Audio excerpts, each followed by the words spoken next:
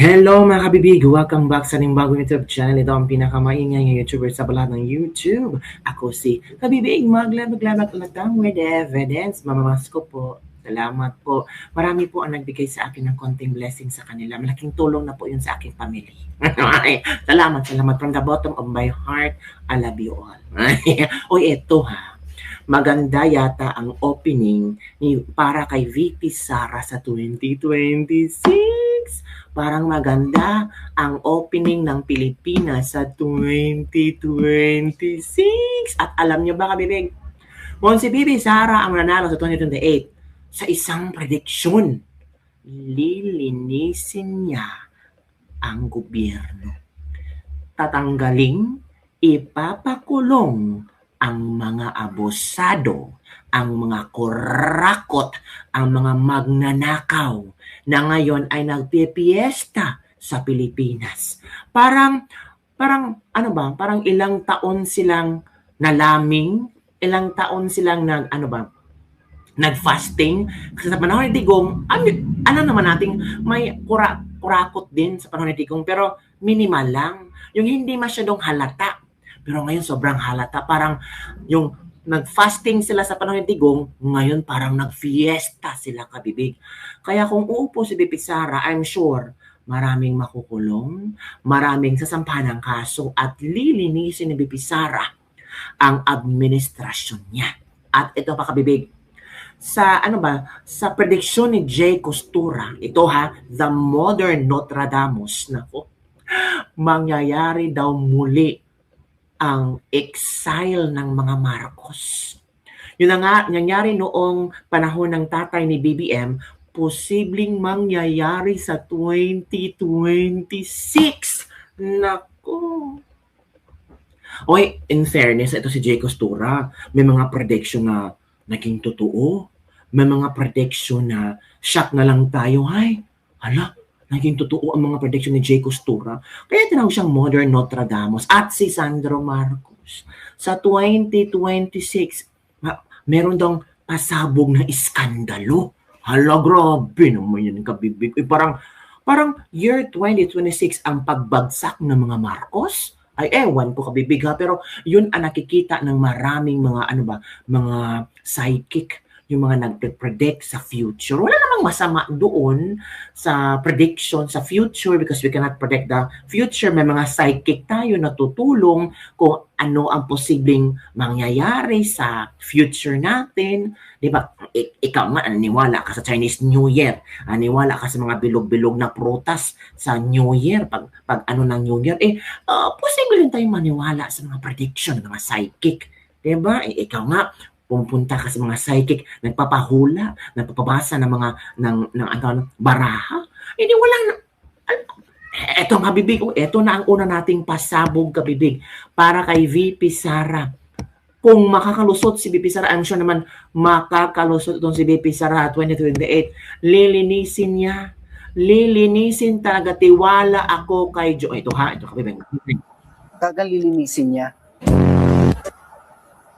Pag sinabi kong lilinisin, mula doon sa mga taong alam niya na hindi maganda, kung kurap man yan, parang nakikita ko maglilinis talaga. Sakali man si Sara ang magiging presidente, no? Kung sakali man na bago ang takbo, di ba? Busy siya ngayon at nagkaroon ng itong natin transition or revolution ba tawag din. At siya ang pumalit. Lilinisin niya yan. Iibahin talaga. May nakaplano na talaga sa kanya. Oh, may nakaplano na. Hala, as early as possible, please, Lord, heal our land from Crispina Victoria. Saklap naman ang hulang ito sa mga pusakal na anti-Duterte forces, lalo na sa mga kaaway kay VP Inday na maging Pangulo siya sa 2028. Much better, wag nyo nang panoorin yung video ito para di masira ang Pasko nyo. Happening soon in God's will. Kurog-kurog na ang mga basura sa paglilinis si VP Sara. Alam na ni VP ang gagawin. Advance nga yan si VP Sara. Mga nakalista na nga yung mga yung palang dapat lahat ng bagong Philippines na uli.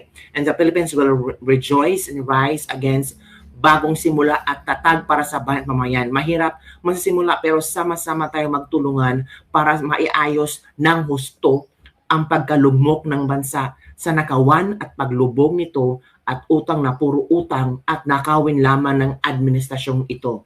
Okay, kabibig ha, yan ay ilang mga komento ng ating mga netizen na talagang, uy grabe, again naman, pakinggan natin. Talagang lilinisin niya. Linisin talaga ni Sarah. Pag sinabi kong lilinisin, mula doon sa mga taong alam niya na hindi maganda, kung kurap man yan, parang nakikita ko maglilinis talaga. Sakali man si Sara ang magiging presidente, no? Kung sakali man na bago ang takbo, di ba? Busy siya ngayon at nagkaroon ng itong natin transition or revolution ba tawag din. At siya ang pumalit.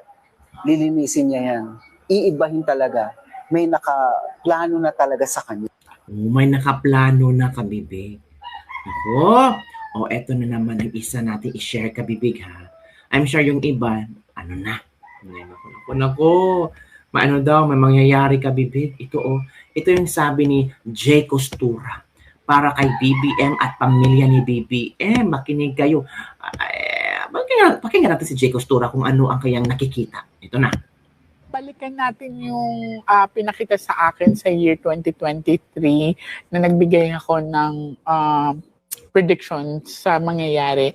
Magulo talaga siya. As in, wag naman sana mangyari yung history repeat itself, no? Pero papunta siya doon. Flood control pa ba ang magiging problema? Meron pang o meron pang sasabi? Yeah, meron pa. Kaya paglabas ni Saldico, kaya hindi talaga nila ilalabas yan. Kasi sobrang mas magulo ang mangyayari. Ala, history repeats itself sa 2026? Naku, again nga. Balikan natin yung pinakita sa akin sa year 2023 na nagbigay ako ng prediction sa mangyayari. Magulo talaga siya. As in, wag naman sana mangyari yung history repeat itself, no? Pero papunta siya doon. Flood control pa ba ang magiging problema? Meron pang o meron pang sasabi? Yeah, meron pa. Kaya paglabas ni Saldico, kaya hindi talaga nila ilalabas yan. Kasi sobrang mas magulo ang mangyayari. Balikan. Yun, kabibig. Mas magulo kung lalabas si Saldico. Nako, eto pa ha. Itong isa, mga kabibig, na kanyang prediction para kay Sandro Marcos. Sandro. Ito na. Sandro Marcos kasi meron akong na-reveal sa kanya na controversy. And so, in 2026. So, magiging komplikado ang posisyon niya. Sandro Marcos kasi meron akong na-reveal sa kanya na controversy. And so, in 2026. So, magiging komplikado ang posisyon niya. Sandro Marcos kasi meron akong komplikado ang posisyon mo. King of Pork Barrel yun ba? King of Crocodile? Sabi naman po. Grabe naman kayo, King of Crocodile. Inakita ko na, alam na ng mga taong bayan niya, nako, kabahan ka na Sandro Marcos. Ito pa, wala naman yan, tinamaan ang hula niya. Paldo mga takawan, dami na sanang nalalaro sa loto. History repeat itself soon, paldo-paldo si Sandro. Hindi naman totoo ang mga pinagsasabi nitong mga hulang ito. Hindi natin alam, kabibig. Hindi natin alam, hindi natin hawak ang future nila po. Let us see, mga kabibig, diba? Good luck and God bless Ma'am Sara Duterte. Talagang iba. Marami nagpe-predict talaga doon na uupo daw si BP Sara sa 2026. Alaka, magaling to, hindi exaggerated. Puro totoo ang hula ni Jovi. Lininisin niya talaga ang kaba ng bayan ng bansa. At yung mga kumarakot nito, ubusin lahat ni Sara at ipakulong. Ito pa. Kaya nga galit ang mga NP drug lord, corrupt na politician kay Sara. Hahanap na naman sila ng bagong pakulo para makuha ang atensyon ng mga tao at magalit kay Sara. Naku, mga kabibig. Yan ang ating libak-libak for today. Naku, grabe, no? Lilinisin ni VP Sara ang gobyerno. At kung magkaroon doon ng revolutionary government, pang magalugulo ba? Si Sara ang uupo. Tapos sabi pa ni Jay Costura ba na posibleng magkaroon ng yung history repeats itself sa 2026. Akalain mo, ang dami palang pangnanakaw sa gobyerno natin. Alam, nakakalungkot lang ba? History repeats itself. Tapos, naglulukuhan lang tayo.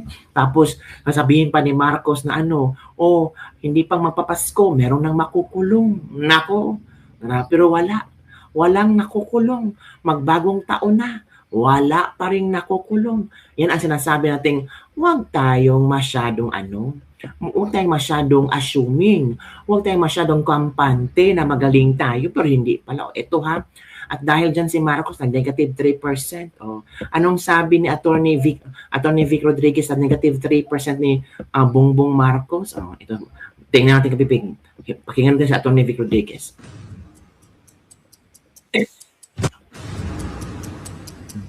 Marcos, up to now, I cannot find those damned blank items. We'll keep looking. But I really am convinced that they simply do not exist because it is not allowed to exist. Ito pa. In a senatorial debate, Attorney Vic Rodriguez again called on you to undergo a hair follicle test, citing the constitutional principle that public office is a public trust.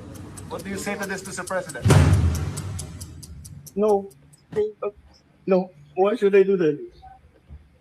You don't see What is saying public trust, public office, public has nothing to do with a follicle test. Pagkatapos ng isang araw, tinawagan ako ni Sec Mina at sinabi ang mensahe ng Pangulo. Ipasok ninyo yan dahil pinangako na sa akin ni Speaker Martinian at hindi na pwedeng baguhin. Kumbaga, ang utos ng hari hindi pwedeng mabali. Again, I informed the Speaker and asked clearance about the instructions ng Pangulo. At ang sabi niya, wala tayong magagawa.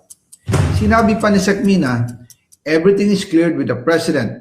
Basta importante, pasok ang pondo na request ng Pangulo.